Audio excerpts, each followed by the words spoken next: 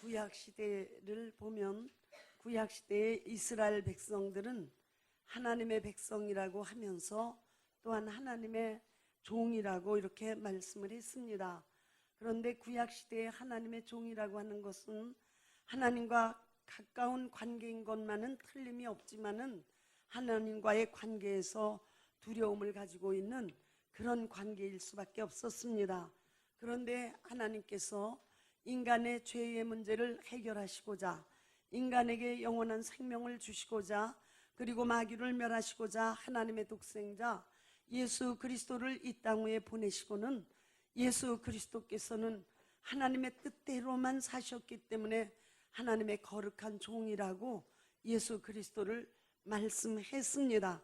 그래서 예수님은 하나님이시며 하나님의 독생자이시며 또한 그가 하신 사역은 하나님의 뜻대로만 움직여서 사셨기 때문에 하나님의 거룩한 종이 되셨던 것입니다.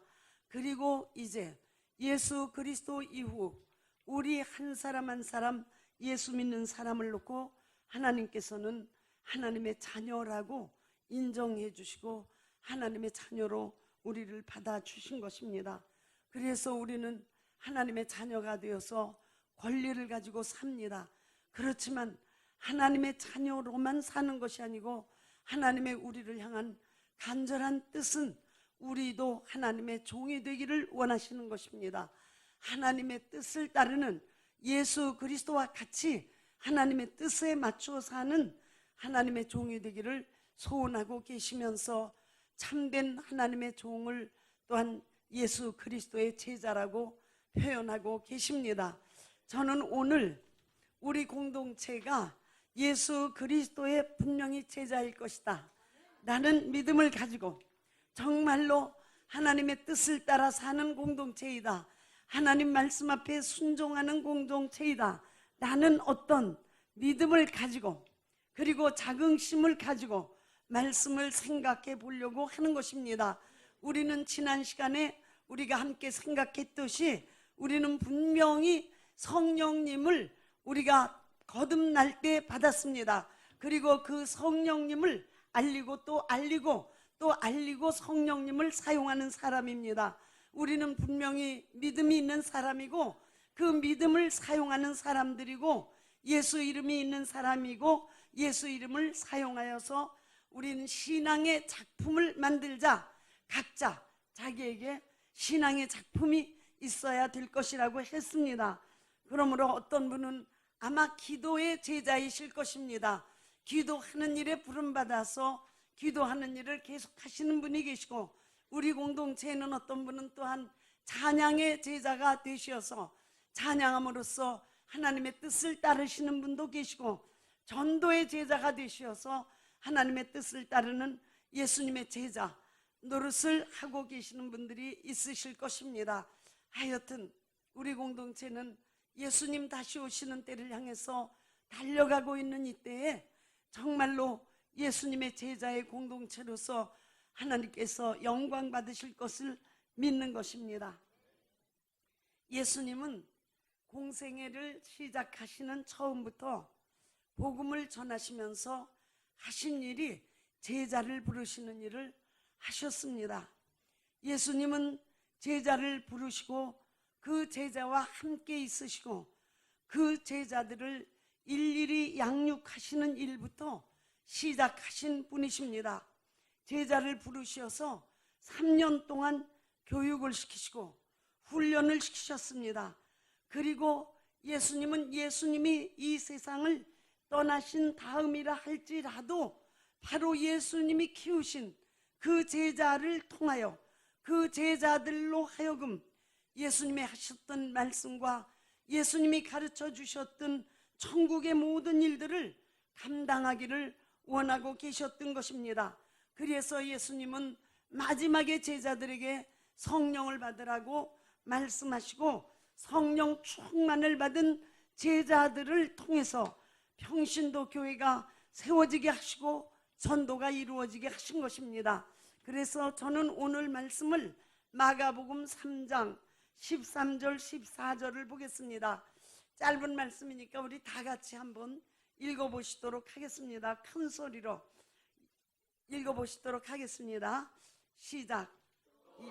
오르사 자기의 원하는 자들을 부르시니 나온지라. 이에 12를 세우셨으니 이는 자기와 함께 있게 하시고 또 보내사 전도도 하며 귀신을 내어 쫓는 권세도 있게 하려 하심이라. 오늘 이 말씀을 보면은 예수님께서는 산에 오르셔서 자기의 원하는 자들을 부르시니 그들이 나왔다라고 말씀하고 있습니다. 즉 예수님께서는 제자를 부르셨는데 제자를 부르실 때 예수님이 원하는 자를 제자로 부르셨다라고 말씀하고 있습니다. 그러니까 예수님께서 제자를 부르실 때 많은 사람이 먼저 지원한 것 아닙니다. 나는 제자 하겠습니다. 난 예수님의 제자 노릇하겠습니다 하고 내가 지원한 지원자인 나를 예수님이 따라오라고 부르신 것이 아니고 제자 쪽에서 내가 예수님 제자가 되겠습니다 결단하고 나온 것을 보시고 그 사람을 이끌고 가신 것이 아닙니다.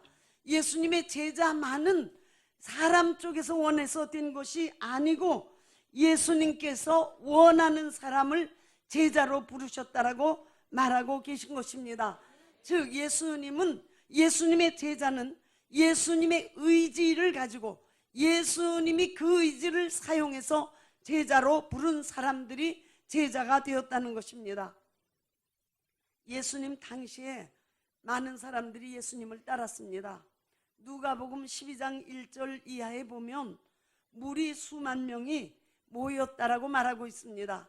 지금 우리가 생각하면 수만 명이 모였는데 마이크도 없이 예수님께서 어떻게 일일이 가르치셨을까 하지만은 성경은 분명하게 수만 명이 모였다고 하고 여기에 수만 명이라는 것은 약 7만 명의 숫자를 말한다고까지 해석하는 분도 있습니다. 이런 많은 사람들이 예수님을 따른 것입니다. 이들은 예수님의 소문을 듣고 예수님에게 나온 것입니다. 예수님의 몸에서 이적이 나타났기 때문에 예수님의 소문은 원근 각지로 퍼져나가기 시작했습니다. 그러니까 수천 명이 수만 명이 예수님에게 따라 나왔습니다. 이때 예수님께서는 이 많은 사람들 중에 수만 명의 사람들이 예수님을 에워싸고 예수님을 따르기를 원하는 그 사람들이 있는 중에 예수님께서는 예수님이 원하는 자를 부르신 것입니다. 그 많은 사람 중에서 예수님이 원하는 자, 예수님이 원한다고 하니까 우리 조건이 없는 거나 마찬가지입니다. 왜 원하시는지 예수님만 아시더라고 말이에요. 하여튼 예수님은 그 사람을 원해서 제자로 부르신 것이에요. 여기에 저는 굉장한 힘을 얻었습니다. 사실은 내가 보는 나는 참 여러분 앞에 말하기도 부끄러울 정도로 정말 연약합니다. 정말 약합니다. 이렇게 연약할 수가 하는 한탄이 나올 만큼 내가 보는 나는 연약합니다. 그리고 내가 보는 나는 정말 무식합니다. 어저께도 공부를 하면서 다른 사람들은 한국말 말고 다른 언어 하나씩은 되게 하던데 나는 어떻게 한국말도 이렇게 절절맬까? 정말 무식합니다. 정말 무식하고 비천합니다. 그리고 넉넉한 삶을 살아보지 못했습니다. 가난한 삶이 저에게 있었습니다. 그리고 오늘날은 제가 저를 보아도 저에게 젊음조차도 없습니다. 그러니 뭐에다 쓰겠습니까?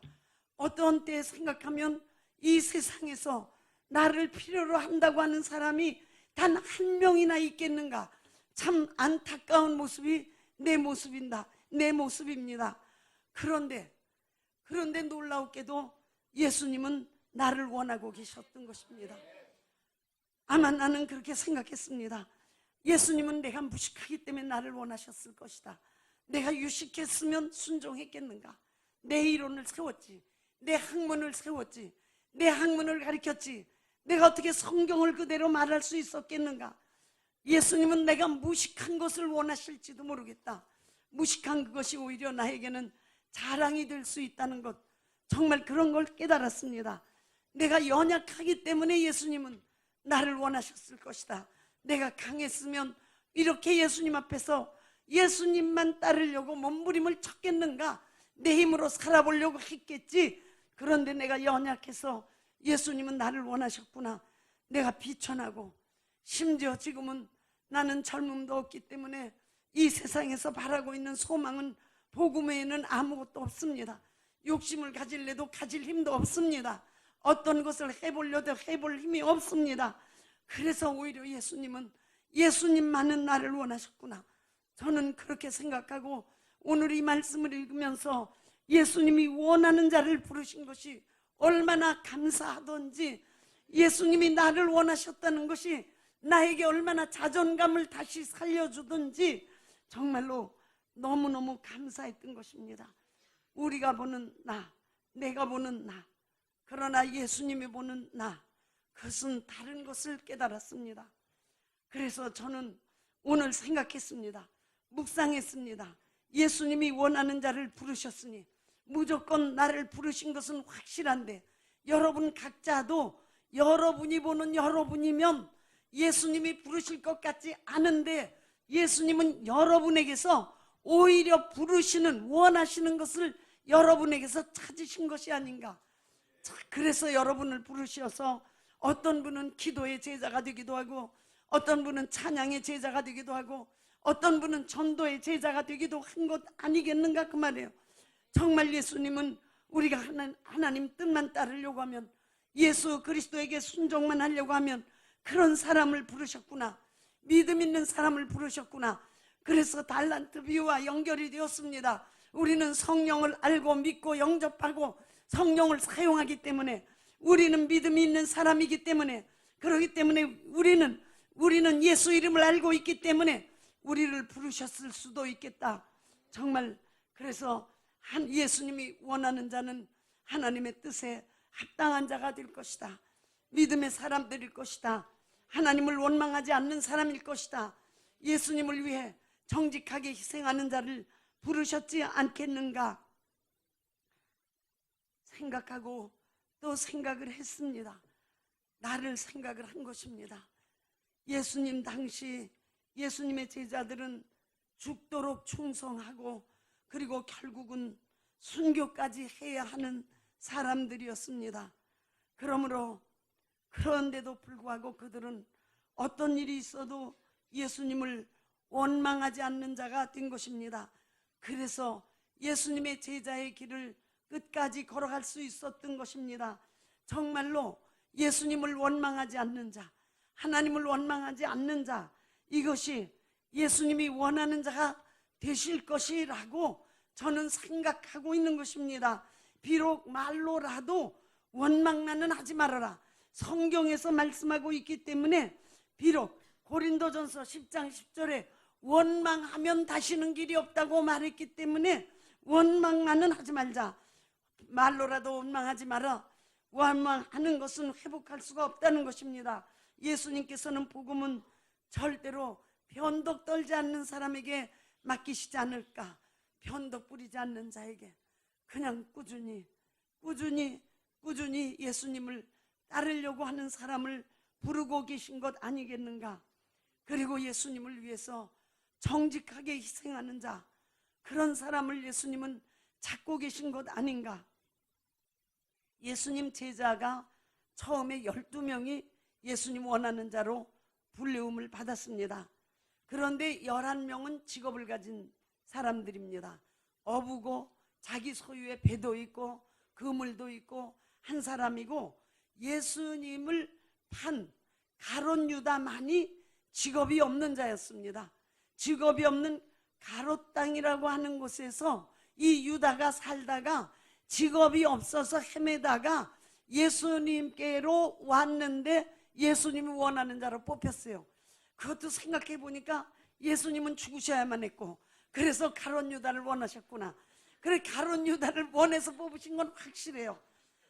그래서 가롯 유다는 예수님께 뽑혔는데, 예수님께 나올 때 가롯 유다는 예수님에게 순종하고 예수님께 희생하고자 나온 것이 아니고 취직이 된 것이 아닐까.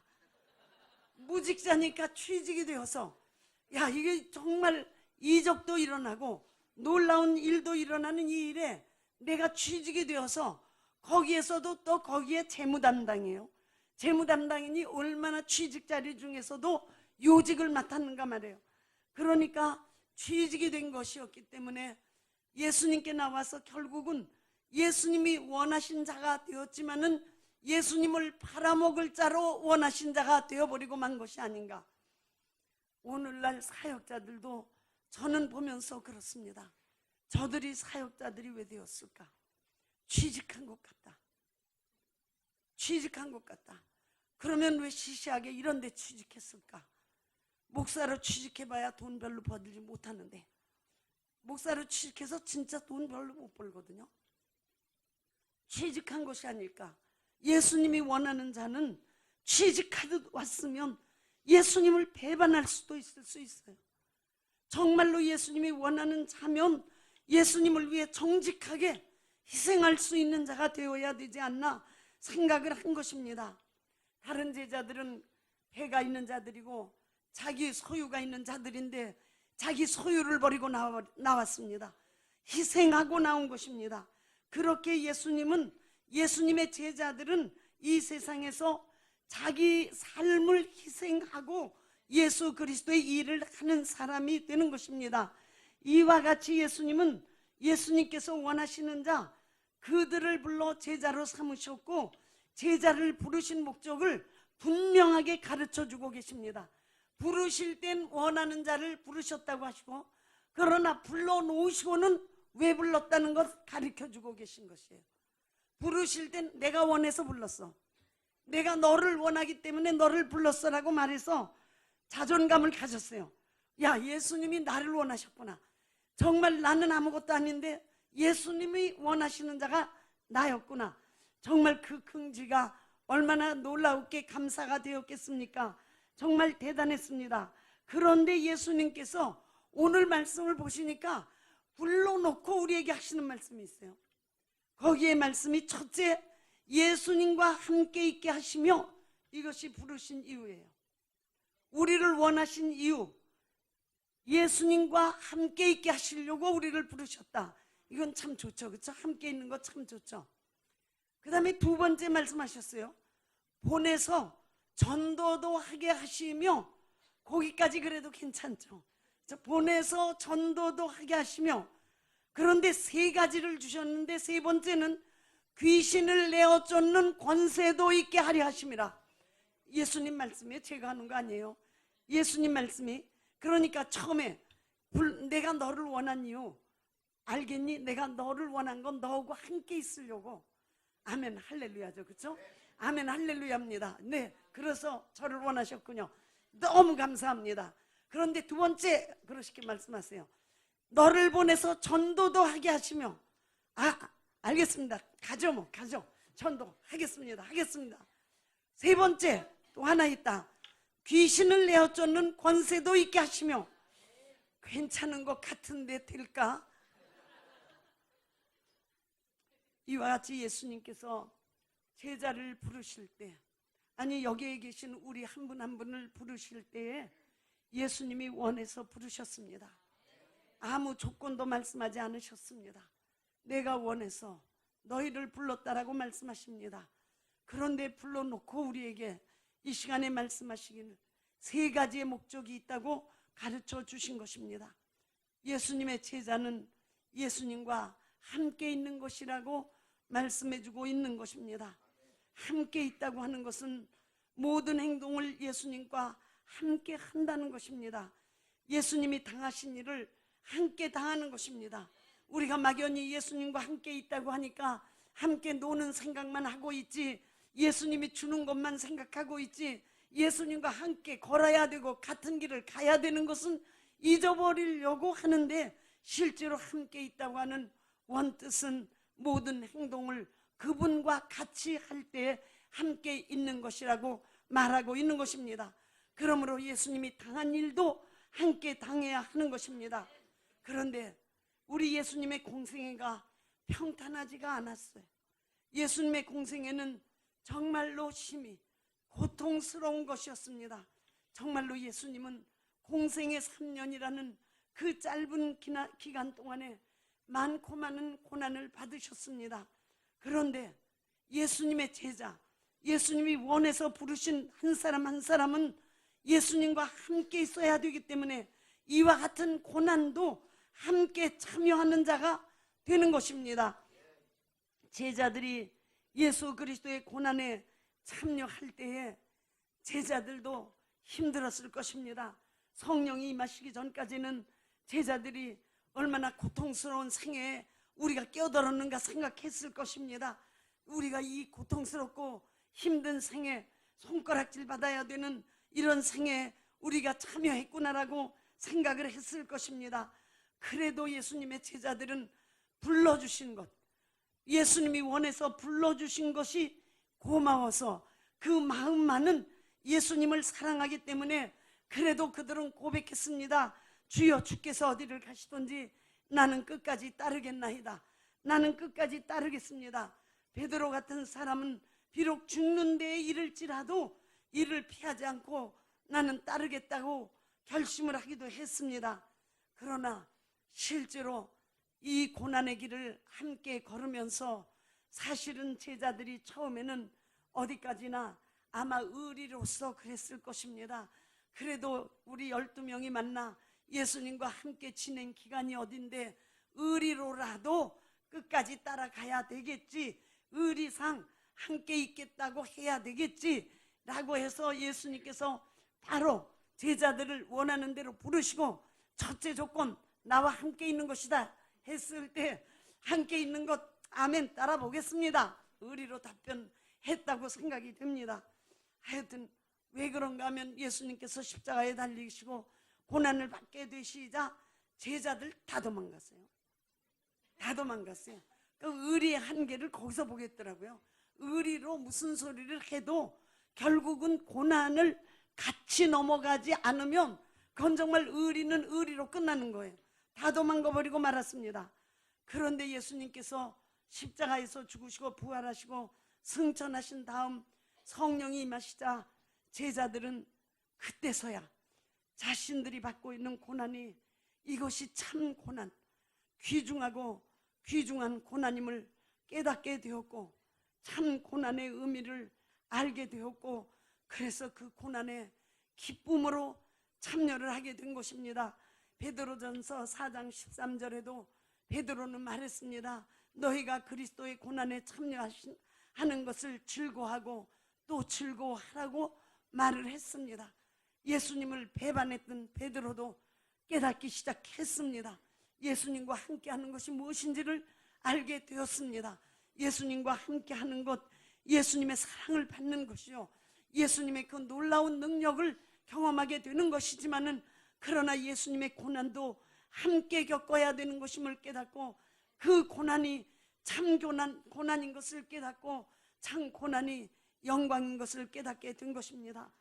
정말 그 베드로, 예수님 앞에서 내가 목숨을 버릴지언정 나는 주님을 부인하지 않겠다라고 한 베드로, 그러나 예수님이 붙잡히셔서 그가 고난을 받게 되는 것을 보자 제일 먼저 두려워서 정말 예수님을 모른다고 저주하고 그리고 도망가 버렸습니다.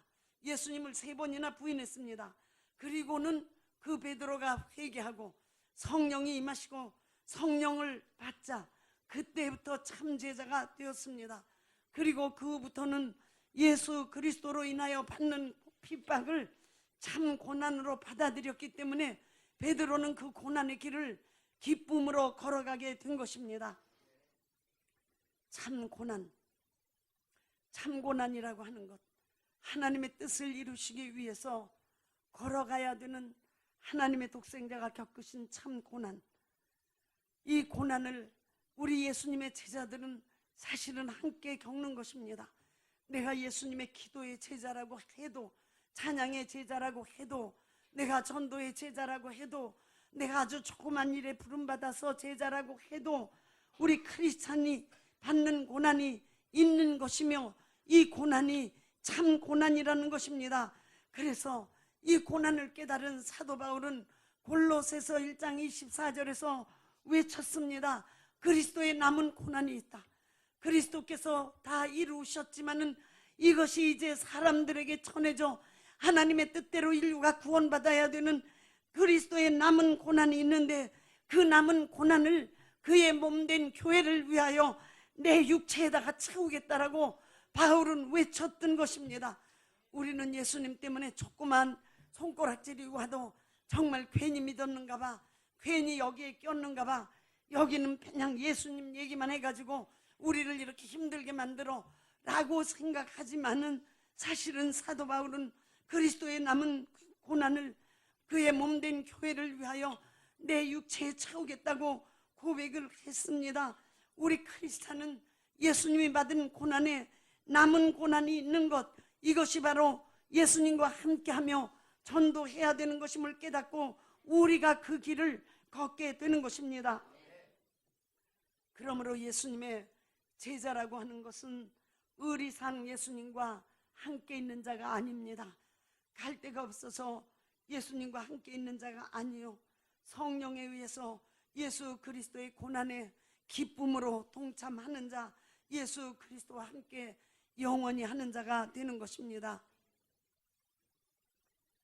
사실은 제가 1년 좀 전서부터 어려움을, 제 나름대로는 굉장한 어려움을 겪는다고 할 때에 하나님께 그렇게 기도했습니다.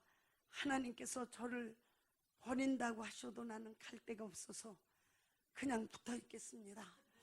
정말 여러분이 보실 때는 우스운 것 같지만 저 나름대로는 지난 1년 동안을 정말 참고난이 무엇인지를 깨닫게 하셨기에 웃고 기뻐하면서 이 길을 걸은 것입니다. 처음에는 예수님, 하나님 다 불렀습니다. 성령님, 나를 버리신다고 그래도 나는 갈 데가 없어서 노는 것도 연습해 놓은 것이 없고 여행 다니는 것도 연습해 놓은 것이 없고, 그동안에 왜 저를 전 세계로 보내셔서 어디 가서 좀 숨어 있으려고 해도 나 모르는 데 있는 데가 있는 것 같지도 않고, 갈 데가 없어서 난 당신께 있을 것입니다. 나는 갈 데가 없어서 가라고 아무리 발로 차보세요. 갈 데가 없어서 당신께 붙어 있겠습니다. 난 당신께 남아 있을 거예요. 그렇게 기도한 적도 있습니다.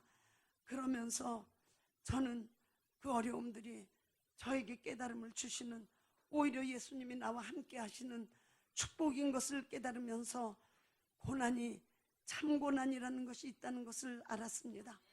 그래서 예수 그리스도 때문에 받는 고난을 부끄러워하지 않기로 작정을 한 것입니다. 예수님과 함께 있는 진짜 삶, 이것이 예수 그리스도의 참 제자의 삶이 아닌가 생각하고 그렇게 믿고 따르게 된 것입니다. 예수로 인하여 망신살이 뻗쳐도 우리는 예수님을 환영하기로 결심해야 됩니다. 예수님 때문에 부끄러움이 있어도 이를 피하려고 하지 말고 받아들이고 오히려 기뻐하고 감사해야 되는 것입니다. 예수님은 자기가 원하시는 분을 제자라고 뽑아놓으시고는 두 번째 조건을 또 내놓으셨습니다. 예수 그리스도의 제자는, 예수님이 원해서 부름을 받은 제자는 내가 너희를 보내니 가서 전도하라고 말씀하고 있는 것입니다. 실제로 기독교에 전도가 없다고 하면 기독교는 종말입니다. 기독교는 다른 것으로 생명이 넘치는 게 아닙니다. 오직 전도로, 전도에 의해서 기독교가 참된 하나님의 복음이 되는 것입니다. 전도에 의해서, 기독교는 전도에 의해서 살아있다라고 말할 수도 있습니다. 그래서 예수님께서 이 땅 위에서 십자가에 죽으시고 3일 만에 부활하시고 40일 동안 부활하신 몸으로 이 땅 위에 계시다가 하나님께로 가시기 직전에 하신 말씀은 전부 다 가서 복음을 전하라는 말씀이었습니다. 마태복음 28장 19절 20절에도 그러므로 너희는 가서 모든 족속으로 제자를 삼아 아버지와 아들과 성령의 이름으로 세례를 주고 내가 너희에게 분부한 모든 것을 가르쳐 지키게 하라. 예수님의 마지막 부탁은 가서 전하라, 가서 전도하라는 것입니다. 디모데후서 2장 2절에도 내가 많은 증인 앞에서 내게 들은 말을 충성된 사람들에게 부탁하라. 복음을 자꾸만 부탁하라는 겁니다. 또 너도 가서 전하라고, 너도 가서 전하라고 부탁하라는 것입니다. 심지어 마가복음 5장 18절 19절에서는 예수님께서 너에게 어떻게 큰 일을 행했는지, 너를 어떻게 불쌍히 여기셨는지 너는 네 친척에게 가서 입을 벌려 말하라고 말씀했습니다. 이것이 바로 전도의 방법입니다.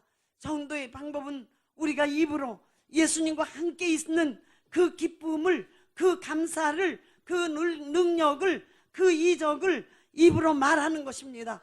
이런 일이 있었다, 이런 일이 있었다, 이런 일이 있었다, 고하는 것처럼 많은 사람들에게 말하는 것입니다. 그래서 기독교는 예수 그리스도로부터 시작했다고 말할 수 있는 복음입니다. 하나님의 독생자 예수 그리스도께서 사람으로 이 땅 위에 오시면서부터 예수 그리스도의 이 귀한 복음이 시작된 것입니다. 그래서 이 귀한 복음은 12 제자에게로 나아갔습니다. 저는 가룟 유다 대신 항상 바울을 생각합니다. 그래서 12 제자입니다. 12 제자에게로, 12 제자가 120명의 성령 받은 사람들에게로, 120명 성령 받은 사람이 곧 그날로 3,000명으로 늘어났습니다. 그리고 3,000명으로 늘어난 예수 그리스도의 제자는 곧 5,000명이 되었습니다. 그리고 오늘날 우리에게는 온 세상 모든 민족에게 전도하라고 말씀하고 있는 것입니다. 그러므로 정말로 예수님의 제자가 된 것, 예수님이 나를 원하신 것 정말 감사하신다면, 내가 아무것도 없는데, 내가 아무것도 내어놓을 곳 없는데도 예수님이 나를 원하셨다는 것이 정말 우리에게 감동 그 자체가 된다면, 우리는 전도하려고 우리의 마음을 마음을 아주 정해야 되는 것입니다. 우리는 하나님 앞에서 불량품이 되어서는 안 됩니다. 전도하라 하신 말씀을 따라 우리는 전도함으로써 하나님 앞에 정품, 그러니까 합격품, 정품이 되어야 되는 것입니다. 저는 전도하지 않는 자를 불량품이라고 생각합니다. 이건 버릴 수도 없고 줄 수도 없는 불량품, 이게 아주 아무것도 아니었으면 걱정을 안 하는데, 이게 물건 모습은 갖췄는데 불량품이란 말이에요. 그 재료도 같은데, 과정도 같게 만들어 놨는데 마지막에 쓰지 못하게 된 거, 그게 불량품이 아니겠는가. 예수님의 오늘 말씀은 바로 마지막 제자에게 하시는 말씀입니다. 가서 전도도 하고, 그리고 세 번째 말씀하셨습니다. 귀신을 내어 쫓는 권세도 있게 하셨다. 귀신을 내어 쫓는 권세, 귀신을 내어 쫓는 권세가 우리에게 있어야 된다는 것이 예수님이 하신 세 번째 말씀이에요. 귀신을 쫓으라는 것은 사실은 예수 그리스도의 명령입니다. 마가복음 16장 17절에 믿는 자는 내 이름으로 귀신을 쫓으라고 말씀했습니다. 오늘날 많은 크리스찬들이 귀신을 쫓는다고 하면 비난합니다. 그리고 귀신의 정체에 대해서 무관심하려고 합니다. 그러나 우리가 정말 귀신의 정체를 안다면 예수님의 명령에 순종할 수밖에 없습니다. 귀신의 정체가 얼마나 더러운 것이며, 얼마나 추악한 것이며, 얼마나 우리를 괴롭히려고 하는 것이며, 얼마나 악한 것인지를 우리가 알 수만 있다면, 안다면, 우리는 예수님이 우리에게 마지막 부탁한 세 번째가 귀신을 내어 쫓는 권세도 있게 하려 하신다는 것이 무엇인지 깨닫게 되는 것입니다. 사단과 그 쫄자 귀신들, 이것을 부정하는 것은 우리 크리스찬이 영적 패배의 원인이 되는 것입니다. 아무리 말을 잘하고, 아무리 전도를 잘하고, 고난에 동참한다고 해도 마지막 하나님께서 독생자를 이 땅 위에 보내실 때 인류를 살리려고 보내셨지만은, 그러나 그때 예수 그리스도의 죽음을 통해서 마귀를 멸하시는 하나님의 뜻이, 엄청난 뜻이 있었던 것입니다. 그러므로 우리는 마귀의 쫄자인 귀신들을 대적하는 능력이 있어야 되는 것입니다. 무시하고 모르는 척하고 아니라고 말하고 교양을 위에다 놓으면 영적 패배의 정말 원인이 되는 것입니다. 성경에서는 사단과 귀신의 존재를, 사단에 대해서 55번 제가 오늘 씌워봤습니다. 귀신에 대해서, 귀신과 동의어에 대해서 482번이나 말했습니다. 이렇게 성경에서 더러운 영이 있다고 말씀해주고 있습니다. 아무리 과학이 발달했다 해도 인간과 하나님 사이를 분리시키는 자, 인간과 인간 사이를 파괴하는 자, 거짓의 아비 바알세불의 왕국은 지금도 엄연히, 물론 멸망을 기다리고 있지만 엄연히 존재하고 있는 것입니다. 놀랍게도 요한복음에서는 세상을 코스모스라고 헬라어로 말했습니다. 아이온이라고 다 표현했는데 사도 요한은 이 세상을 코스모스라고 했습니다. 코스모스라고 하는 것을 그대로 해석하면 사단이 지배하는 조직체라는 말입니다. 그러니 이 세상을 사단이 지배하고 이 세상을 사단이 자기의 쫄자 삼으려고 하는 것은 너무나 확실한 사실인 것입니다. 그래서 사단의 쫄자, 귀신들에 대해서 성경은 계속 대적하라고 말씀하고 있는 것입니다. 물리치라고 말씀하고 있는 것입니다. 속지 말라고 말씀하고 있는 것입니다. 더러운 귀신이라고 예수님 말씀했습니다. 악한 귀신이라고 예수님 말씀했습니다. 베리알이라고 말씀했습니다. 악신, 시험하는 자, 이렇게 이 더러운 것들을 말했습니다. 그리고 이 귀신들은 특히 사람의 육체 속에 들어가면 각종 더러운 질병을 일으키는 자라고 마태복음 15장 23절, 누가복음 13장 11절, 마가복음 5장 2절서부터 마가복음 9장 25절에 계속해서 말씀하고 있습니다. 예수님께서 이 땅 위에 사람으로 오셔서 공생애를 시작하시고 제일 미워하신 것이 무엇인가? 예수님이 가장 미워하신 것이 무엇인가? 귀신입니다. 마가복음을 보면 예수님의 생애를 시작하시고 곧 사람들이 예수님을 보며 권세 있는 세교훈을 말한다고 했습니다. 그것은 예수님이 귀신을, 회당에 귀신 들린 자가 있을 때 그 귀신을 거기에서 쫓아버리셨기 때문에 귀신이 떠나가는 것을 보면서 바로 예수님의 입에서 나오는 말씀이 그것이 권세 있는 말씀이라고 말했습니다. 예수님께서 제일 미워하신 것 귀신입니다. 그런데 오늘날 크리스찬들은 귀신을 미워할 줄 모릅니다. 귀신이라는 말이 우리 인격을 떨어뜨리는 줄로 착각하고 있고, 귀신이라는 말은 무식한 사람만이 하는 말인 줄로 착각하고 있습니다.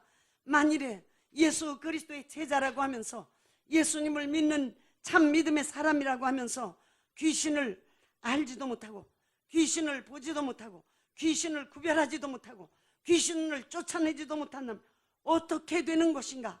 도대체 어떻게 되는 것인가? 우리의 주님이시며 나를 원해서 부르신 내 주님이신 예수님께서는 귀신을 대적하시고 귀신을 쫓아내셨는데 우리는 귀신을 모르는 자가 되면 어떻게 제자가 되었다고 말할 수 있겠는가? 그 말입니다. 크리스찬은 귀신을 무시하는 자가 아닙니다. 귀신을 묵인하는 자도 아닙니다. 오히려 크리스찬은 이 세상은 전부 귀신을 환영할지라도 크리스찬만은 귀신을 저주하고 쫓아내는 권세가 있어야 된다고 예수님은 오늘 직접 말씀해주고 계신 것입니다. 예수께서 예수 이름을 우리에게 주시고 그 이름으로 귀신을 쫓아내라고 말씀했습니다. 즉 예수 이름이 있는 자는 귀신을 쫓아내는 능력과 권세를 갖게 된 것입니다. 바로 예수 이름을 사용하라는 것은 이와 같이 구체적으로 그 이름의 능력을 경험하고 드러내라는 것입니다. 저는 예수 믿기 전에는 당연히 귀신에 대해서 몰랐습니다.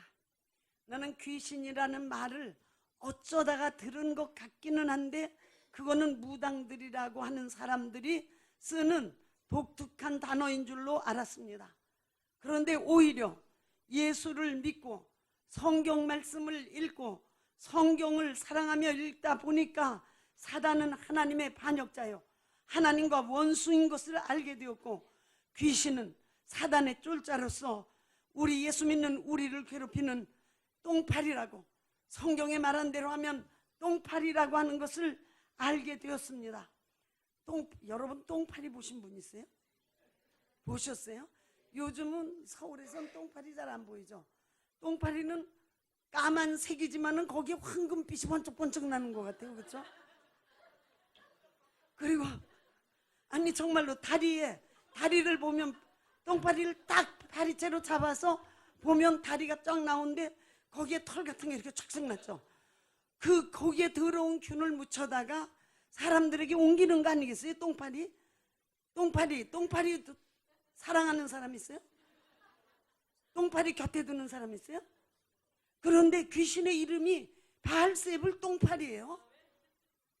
아주 그대로 번역하면 똥파리예요. 그러니까 귀신에 대해서 무관심하면 똥파리가 울글거리는데도 가만히 있는 거와 똑같아요. 그럼 어떻게 하면 좋아요? 그런 사람을 영적으로 보면 똥파리 속에 들어가 있는 거예요. 똥파리 속에. 그래서 성경을 보면은 이 더러운 귀신이 떠나니까 귀머거리가 듣는 것입니다. 이 귀신이 떠나니까 벙어리가 말을 하는 것입니다. 귀신이 떠나니까 장님이 눈을 떴습니다. 귀신이 떠나니까 문둥이가 깨끗함을 입었던 것입니다.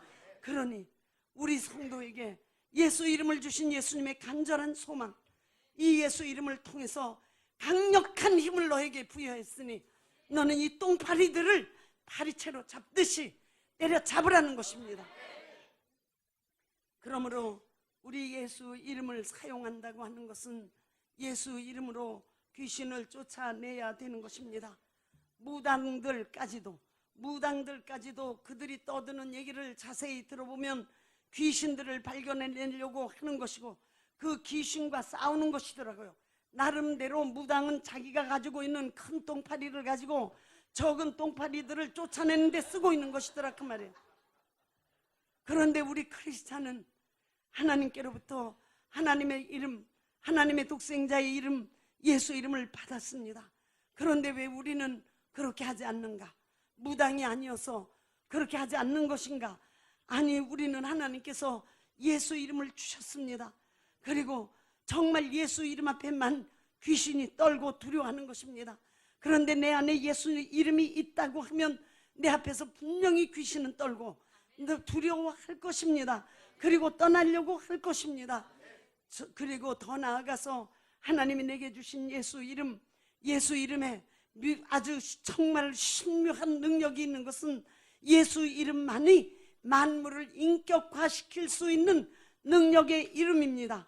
예수 이름은 영적 존재를 눈에 보이는 인격적 존재처럼 대할 수 있는 능력이 있는 기묘한 이름입니다. 구약에서도 나는 기묘자라, 내 이름은 기묘라, 하나님은 말씀했습니다. 따라서 예수 이름만이 병을, 가난을, 환난을, 고통을, 열등감을, 좌절을, 자포자기를, 미움을, 불안을, 두려움을 인격화시킬 수 있습니다. 예수 이름만이 이러한 것들을 인격화시킬 수 있습니다. 즉 인격화시켰다고 하는 원뜻은 대화가 가능한 존재가 되었다는 것입니다. 그러니까 바로 병을 예수 이름으로 인격화시켰다고 하는 것은 내가 예수 이름으로 병으로 나가라고 명령하는 것을 병이 들을 수 있게 되었다는 것입니다. 그리고 병은 그 말에 복종하고 순종하게 된 것입니다. 내 안에 두려움이 있을 때 이 두려움이 사실은 나에게 실체로 보이지 않지만은 내가 예수 이름이 있기 때문에 두려움을 인격화시킬 수 있습니다. 두려움아 떠나라. 내 말을 들을 수 있는 존재가 되어버리고 마는 것입니다. 그래서 두려움은 떠나고 마는 것입니다. 이것이 예수 이름이 가지고 있는 어마어마한 능력입니다. 예수 이름으로 무슨 이상하게 나타난 귀신만 쫓는 것이 아니고 우리의 삶에서 부정적인 모든 것들을 인격화시킬 수 있는 그 이름으로 전부 우리에게서 떠나도록 우리가 언어로 물리칠 수 있는 권세가 주어진 것입니다. 예수 이름을 가지고 있다고 하는 것은 내 언어로 어떤 더러운 것도 물리칠 수 있고 어떤 영적 존재도 물리칠 수 있는 그 권세를 갖게 되었다는 것이요, 내가 명령할 때 상대방이 복종할 수 있는 능력이 나에게 임하게 되었다고 말하는 것입니다. 이와 같이 예수 그리스도의 제자는 예수님과 함께 있는 자요, 보냄을 받은 자요, 그러므로 전도자가 되는 것이요, 귀신을 쫓는 권세도 있는 것입니다. 물론 귀신을 쫓을 때에 귀신에게 나가라고 명령하는 것도 쫓는 것이지만 우리의 삶 속에서 우리에게 필요 없는 부정적인 것을 받아들일 필요가 없습니다. 그것들을 우리에게서 떠나가게 하고 나를 포기하고 가게 하는 것은 바로 내가 가지고 있는 예수님이 제자에게 주신 귀신을 쫓게 하는 그 권세인 것입니다.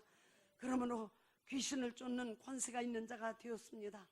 전도하는 것이나 예수님과 함께 있는 것이나 오늘 말씀에서는 비중을 같게 두고 말씀하고 있습니다. 귀신을 쫓는 것이나 전도하는 것이나 같은 비중으로 말씀합니다. 전도하는 것이나 귀신을 쫓는 것이나 예수님과 함께 있는 것을 같은 비율로 말씀하고 있습니다. 정말로 우리가 예수님의 제자의 삶을 살려고 하면 영적 세계의 더러운 것들에 대한 알 것은 알아야 합니다. 하나님께서는 살인자도 용서하십니다. 사람을 죽이고 또 죽인 자도 회개하고 나오면 예수 그리스도의 피로 용서하십니다. 하나님의 용서의 크심은 우리가 예측할 수 없는, 우리가 헤아릴 수 없는 큰 은혜입니다. 그 은혜 때문에 우리는 정말 살 수 있는 것입니다. 그런데 하나님은 그렇게 용서가 많으신 분, 은혜이신 그분이 마귀만은 용서하지 않으십니다. 성경 단 한 군데도 마귀를 용서하시겠다고 말씀하신 적이 없습니다. 마귀는 심판하시고 형벌하시겠다고 말씀하시고 유황불에 타는 못에 던지겠다고 말씀했습니다. 하나님은 귀신을 용서하시겠다고 한 번도 말씀하신 적이 없습니다. 귀신을 저주하시고 귀신을 내어 쫓으라고 말씀하고 계신 것입니다. 그러므로 우리는 예수님과 함께 그리고 나아가서 전도하며 귀신을 쫓는 권세가 우리에게 있음을 날마다 감사하며 사는 것입니다. 마가복음 16장 15절에 예수님은 예수 믿는 자에게 말씀했습니다. 너희는 온 천하에 다니며 만민에게 복음을 전파하라. 믿고 세례를 받는 사람은 구원을 얻을 것이요 믿지 않는 사람은 정죄를 받으리라. 믿는 자들에게는 이런 표적이 따르리니 곧 저희가 내 이름으로 귀신을 쫓아내며. 믿는 자는 제자로 부름을 받았습니다. 제자로 부름 받은 사람에게는 이와 같은 행복한 권세와 기쁨이 넘치는 것입니다. 기도하시겠습니다. 기도하실 때 한번 예수 이름을 가지고 있다면 만물을 인격화시킬 수 있다. 실제로 나무도 인격화시킬 수 있습니다. 예수 이름을 가지고 있으면 영적 세계의 것들을 인격화시킬 수 있습니다. 즉 내가 말할 수 있고 내 말을 들을 수 있는 대상을 만들어 놓을 수 있다는 것입니다. 그러면 여러분들이 그 예수 이름으로 지금 다 없어버리고 떠나버려야 될 것이 얼마나 많이 있습니까? 정말 예수 이름을 직접 사용해 보십시오. 직접 사용하셔야 정말 5달란트 받은 사람처럼 착하고 충성된 종이 되어 하나님의 즐거움에 참여하게 되는 것입니다. 기도하실 때 정말 결심하십시오. 결단하십시오. 예수님과 함께 있겠다고, 예수님과 함께 있겠다고 결심하십시오. 전도하겠다고 결심하십시오. 귀신을 쫓는 권세를 사용하겠다고 결심하시기 바랍니다. 기도하시겠습니다.